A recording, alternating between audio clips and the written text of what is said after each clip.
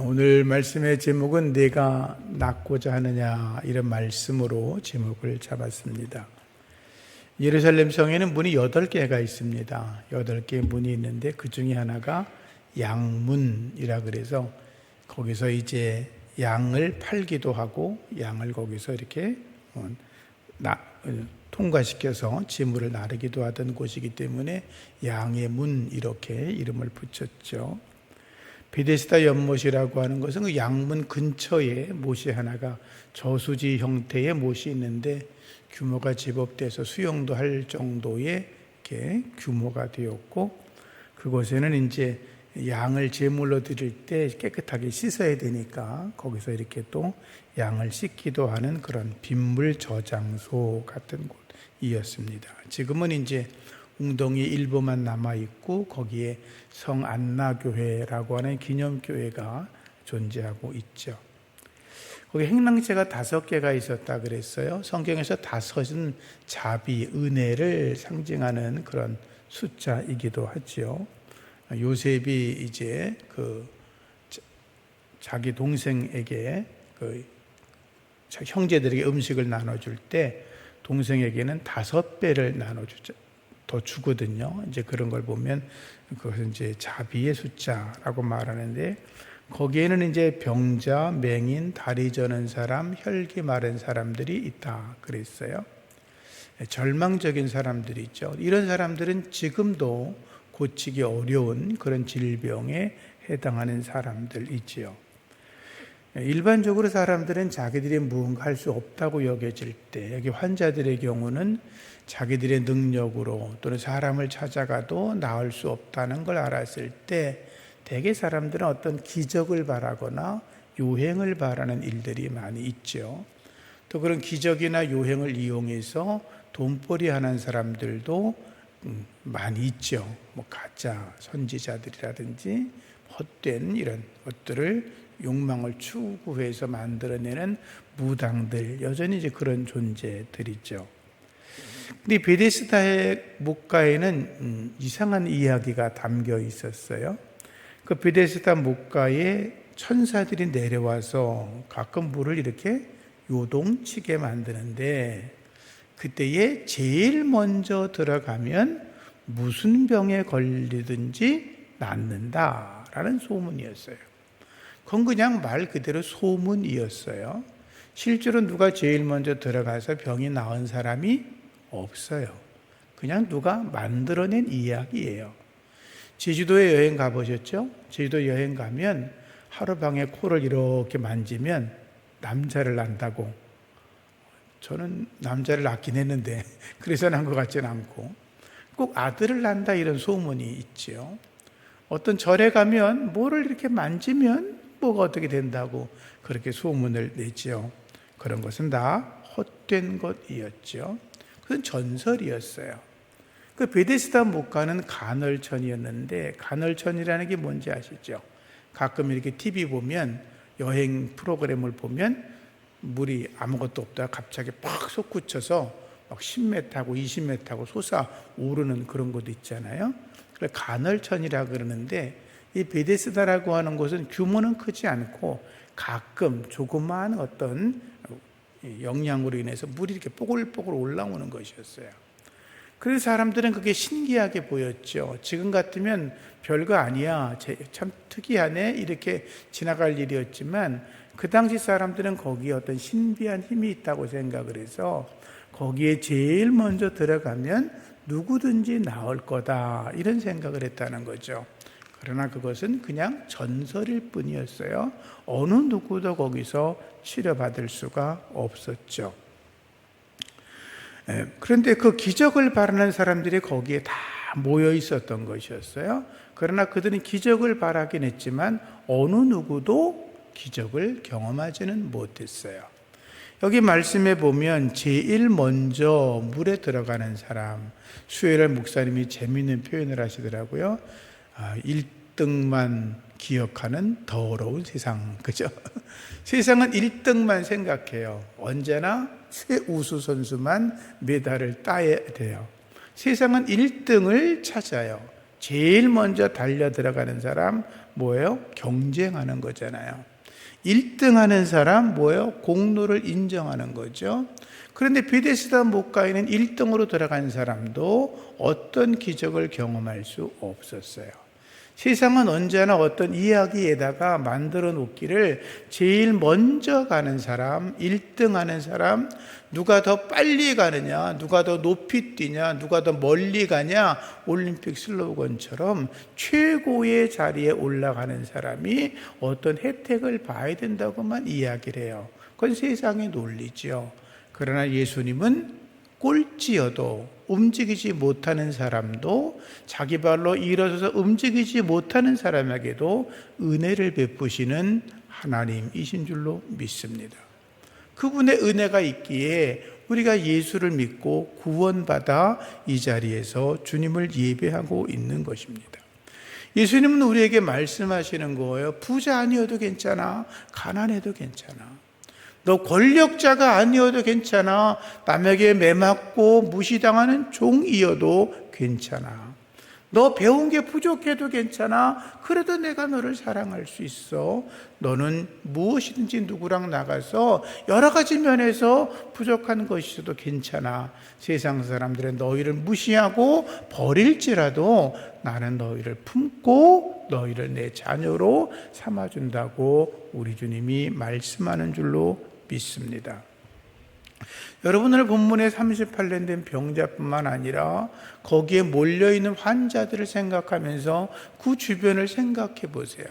그 주변이 깨끗했을까요? 아주 지저분하고 더러웠을 거예요. 배설물도 제대로 치우지 못했을 거예요. 냄새나는 곳이었을 거예요. 사람들 중에는 몸이 썩어져 가는 사람도 있었을 거예요. 이 사람만이 아니라 많은 사람들이 그렇게 육체적인 고통과 환경의 고통을 당하고 있었어요. 근데 그들은 가족들이 버렸어요. 친구들이 버렸어요. 친척들도 찾아오지 않아요. 어디에도 소망을 둘 수 없는 사람들이었어요. 그런데 주님이 그들에게 찾아가셨어요. 여러분, 예수님은 우리에게도 찾아오시는 줄로 믿습니다. 우리의 문제를 묻습니다. 우리 주님은 먼저 아십니다. 그 38년 된 병자에게 예수님께서 내가 낫고자 하느냐라고 물으셨다는 건 예수님은 그 사람의 중심을 알고 계셨다는 거죠. 예수님이 우리에게도 말씀하십니다. 내가 낫고자 하느냐. 너의 문제가 무엇이냐? 너의 삶에서 내가 해결하지 못하는 문제가 있다면 내가 해결해 주겠다고 우리 주님이 말씀하시는 줄로 믿습니다.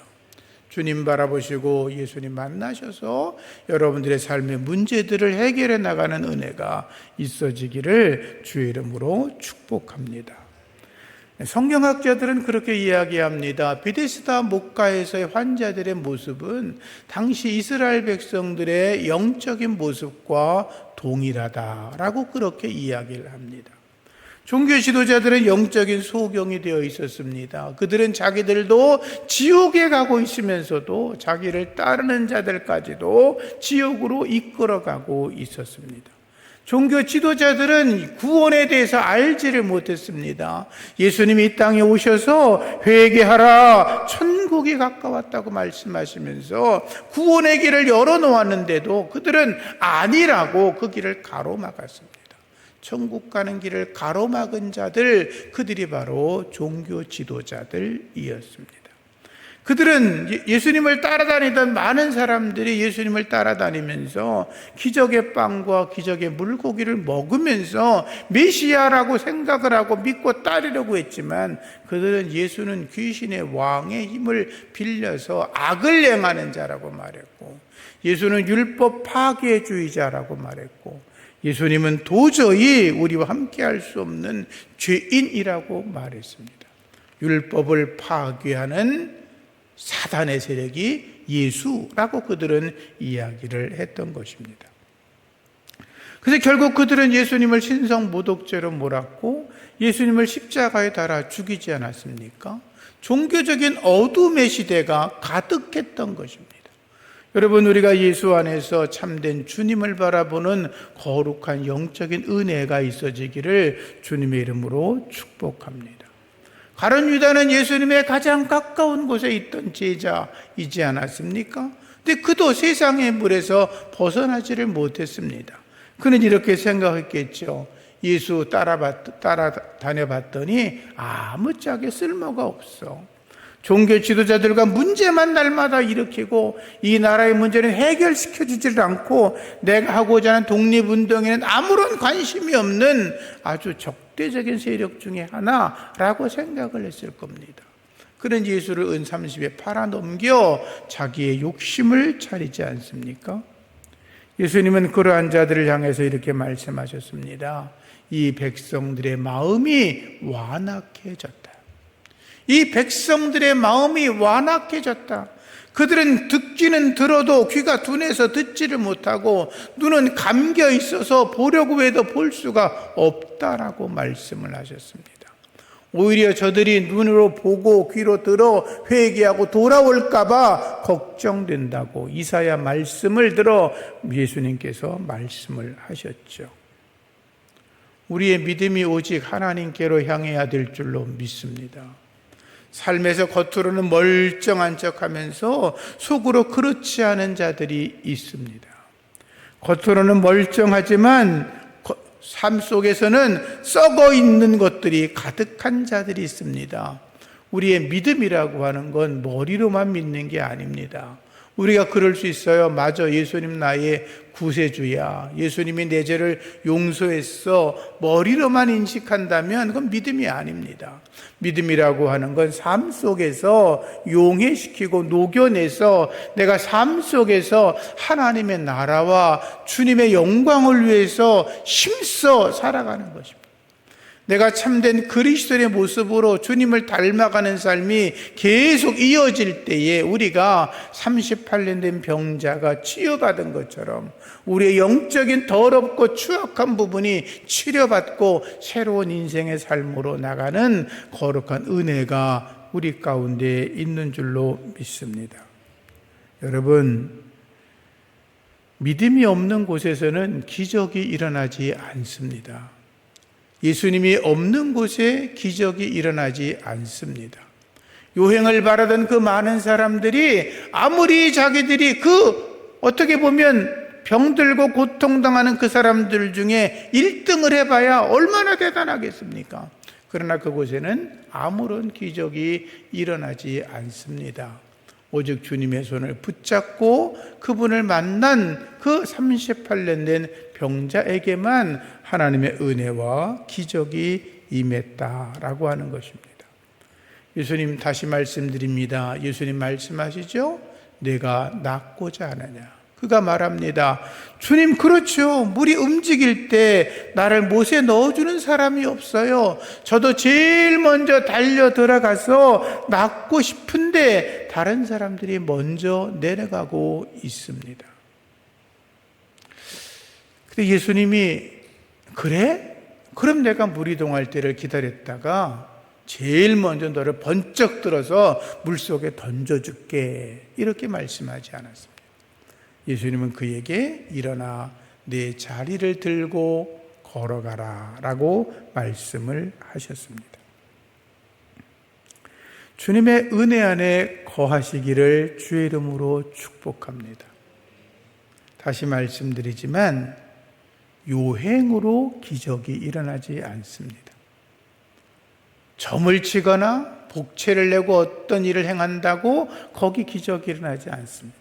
제가 일본에 갔을 때 어떤 신사에 갔는데 그 신사는 학문의 신이라고 하는 신사를 모셔둔 사당이었습니다. 스가와라 미치자네라고 하는 그 백제 사람의 그 지혜가 총명했나 봐죠. 그 사람을 모시는 신인데 거기는 일본 돈으로 오엔, 그 복채를 내면 그 사람에게는 이제 그의 소원이 이루어진다, 이런 것이었어요. 대개 이시철에 사람들이 많이 몰린다 그래요. 왜냐하면 지혜의 신이니까 거기 복채를 주고 이제 돌려서 거기 뭐 되면 자기도 이제 그런 좋은 대학, 자기가 원하는 직장 취직할 수 있다는 거죠. 그래서 제가 이제 가이드한테 장난삼아 물어봤어요. 정말로 이곳에서 복채를 내고 빌면 모두가 다 합격을 합니까? 이렇게 물어봤더니 그분 대답이 아주 가관이었어요. 다 되는데 조건이 하나 있어요. 뭐냐? 그랬더니 코피 터지게 최선을 다해서 공부하는 사람만 된다는 거. 그게 정답이죠, 뭐, 그죠? 우리가 예수 안에서 여러분들이 육체의 치료만이 아니라 영적으로도 치료를 받아서 일어나 걸어가는 은혜의 사람이 되기를 축복합니다. 우리가 하나님께 받은 은혜가 있지 않습니까? 이미 사실 우리는 38년 된 병자처럼 죄인이었는데 우린 이미 그분의 은혜로 구원받아 건강을 얻은 사람들입니다. 육체의 건강만이 아니라 영적인 건강을 누리며 살아가는 사람들이죠. 우리가 하나님의 은혜로 영적인 구원과 건강을 얻었다면 우리는 주님의 눈을 가지고 세상을 보는 시각이 필요합니다. 자, 이 얘기를 먼저 하죠. 슈바이처 박사님이 아프리카 밀림에서 헌신하고 있을 때 하버드 대학을 다니던 어떤 학생이 거기를 헌신하러 찾아갔답니다.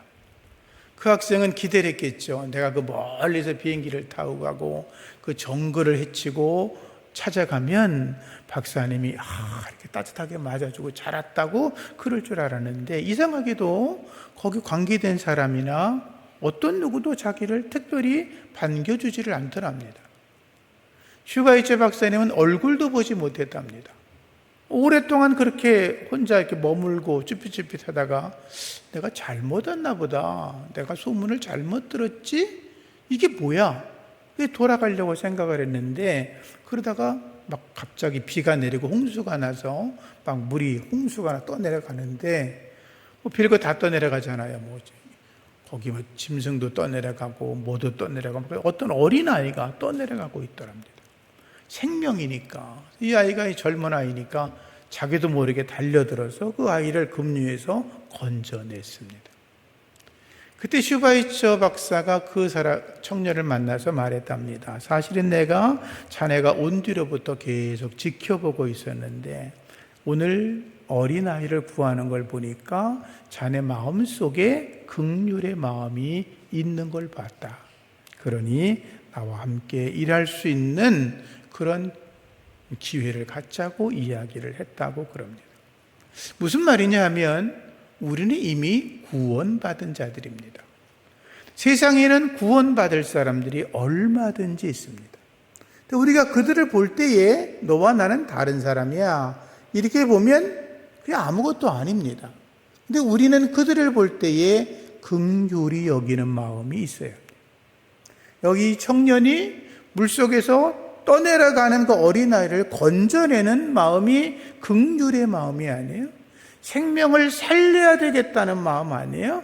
우리가 세상에 있는 어둠 속에 있는 사람들, 영적인 질병 속에 있는 사람들, 삶의 어둠 속에 있는 사람들을 건져내야 되겠다고 하는 그런 긍휼의 마음이 여러분에게 있어지기를 축복합니다.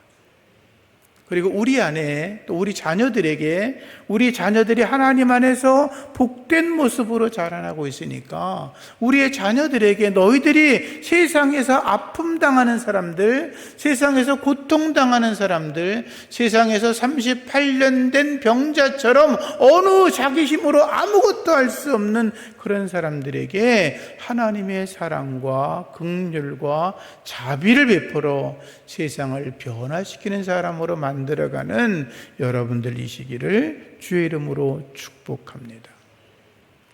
우리는 하나님 앞에 늘 기도합니다. 오늘도 기도하러 나오지 않습니까? 우리가 하나님의 은혜와 기적을 사모하고 갈망하는 마음이 있어야 합니다. 사람들이 이렇게 말합니다. 은혜를 표현하는 세 가지 영어 단어가 있는데요. Something, nothing, everything 이라고 이야기합니다. 무슨 말이냐면 하나님, 나는 썸씽의 사람입니다. 무엇인가 나는 할 수 있는 사람입니다. 내가 나름대로 능력이 있습니다. 나름대로 배운 게 있습니다. 제 나름대로 영향력이 대단합니다. 이렇게 말하면 하나님은 그에게 아무런 은혜도 베풀지 않는다는 것입니다. 그런데 우리가 하나님 앞에 나아가 기도할 때 하나님, 나는 nothing, 아무것도 아닙니다. 내가 가지고 있는 건 아무것도 아니고 나는 아무것도 알 수 없는 존재이니 하나님이 나를 도와달라고 하나님의 긍휼을 구하면 하나님은 우리에게 everything, 모든 것을 주시는 은혜를 베푸신다는 것입니다. 여러분, 내가 무엇 할 수 있습니다, 이렇게 말하지 말고 하나님, 나는 아무것도 아닙니다. 나는 할 수 있는 게 아무것도 없습니다. 하나님의 긍휼이 아니면 아무것도 할 수 없다고 고백할 수 있기를 축복합니다. 38년 된 병자는 말합니다. 주님, 제가 할 수 있는 건 아무것도 없어요.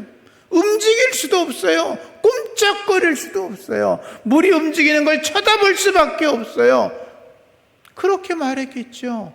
아무것도 할 수 없다는 그에게 주님은 everything, 모든 것을 다 베풀어 주셨다라고 하는 것입니다. 주님이 우리에게 물을 수 있죠.